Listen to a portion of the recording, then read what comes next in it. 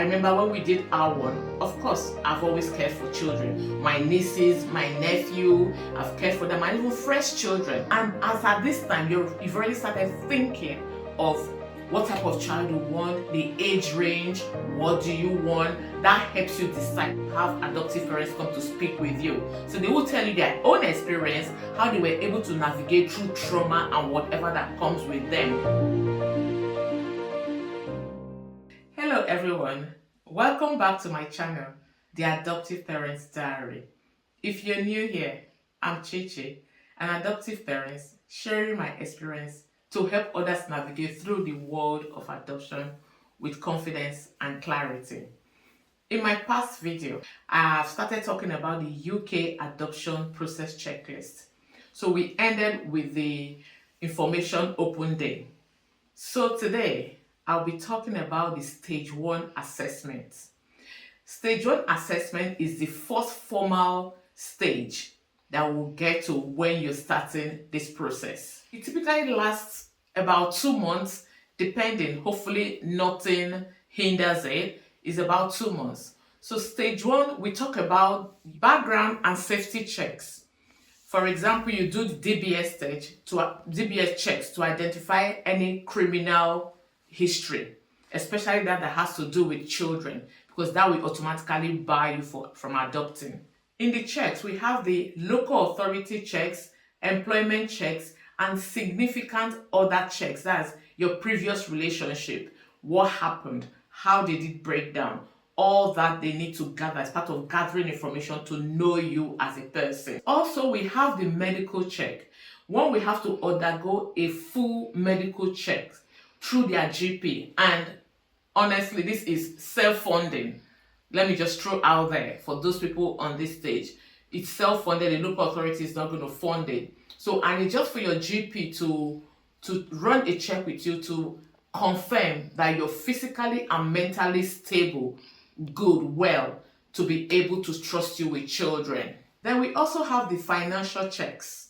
The agency will have to check for your finances, the money that comes in, money that goes out, your saving. Are you into any debt, or is there something huge you're paying for? So all this, I remember when we did our one, and initially we didn't understand it. Well, why are they checking for our money coming in and going out? But yes, when they explained to us, of course, obviously, because you don't want to bring a child into a home that is not financially stable. Because if you're struggling with just you and your partner, then you can imagine the impact that will make when you now bring children in. So they have to do a thorough financial checks. Now we also have the home visit and the environmental check. The social worker comes to your house to assess if your home is safe, what's your sleeping environment like, and general suitability for a child. They also check if you have pets. How friendly is your pet? Is your pet hostile? How is your pet with children? Those are the things they check during home visit. Now, they ask you also questions like, what prompted you to adopt, your character, your lifestyle. I think the social worker is actually there to have a bit of understanding into your life, what you have built and what you're intending to get out of adoption, obviously, to have children. Is it just to satisfy yourself? I think they just want to understand you generally. And trust me, I remember when we did our one, I was there frantic. I want to tidy up, I want to do everything, but they're not there to catch you out. They are just there to see the suitability of your house for children. That's all. They don't care if your house is so well decorated, as they're not there to look at the decor. No.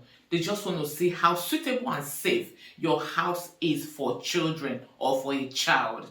So that is the aim of that visit. They will sign you up for adoption preparation training. During the training, they will cover the need for adopted children, neglect, trauma, and attachment, contact with birth family, understanding and identity, and also even helping you as an adoptive parent. That is what this training entails. That's what it's all about. This training helps you to understand really well what adoption involves, what is expected of you as an adoptive parent, what you need to do, how you need to navigate some trauma or whatever that comes with the child. That this training helps you with that. Before, it's almost I prepare you for that before you go in depth into stage 2, because stage 2 is more intensive. For me, I would say it's intrusive, because they go deep into your history, your family tree, who is in your family, who are your support network, what you need to do, and all that. But in stage 1 as well, sorry, I skipped that bit, the referencing. They will need to talk with someone who knows you very well to attest for your own person, your character, who are you, just for them to understand you properly, and can they trust you with children. All this is in stage 1. All this is covered in stage 1. And also, they will ask if you have had the opportunity or if you have ever cared for a child or children, and who are those children and what age. I remember when we did our one, of course, I've always cared for children. My nieces, my nephew, I've cared for them, and even fresh children, which I have done one-on-one with, So with that, I didn't have any issues with that, because generally I'm a child lover. I love children and I love to care for children. So, and I told them, and like I said, when they came to my house, initially it was a bit nerve-wracking, but when we started the conversation, we both felt relaxed. And we just gave them all the questions they needed. We gave them the answer. And yeah, that's stage 1 for you. This stage 1, by the time you finish stage 1, it will help you decide if you still really want to go through to stage 2, continue with the process. And as at this time, you've already started thinking of what type of child you want, the age range, what do you want. That helps you decide, because they come, like I said, the training is very intensive, because you have adoptive parents come to speak with you. So they will tell you their own experience, how they were able to navigate through trauma and whatever that comes with them, with their child they have. So that will also make you decide on what you actually want. If you're at this stage or thinking of starting the adoption journey, you're doing an amazing thing. Take it one step at a time. If you found this video useful, hit the subscribe, drop your comments at the comment section, or if you have a question, drop your question. I will answer what I can, or I will turn it into the next video. Thanks so much for watching. See you in my next video, where I'll be talking about the stage 2 process, which is very intrusive, really in-depth of your person, your childhood, your family tree, who are your support network.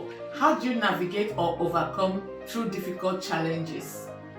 Until next time, remember, love makes a family. See you in my next video.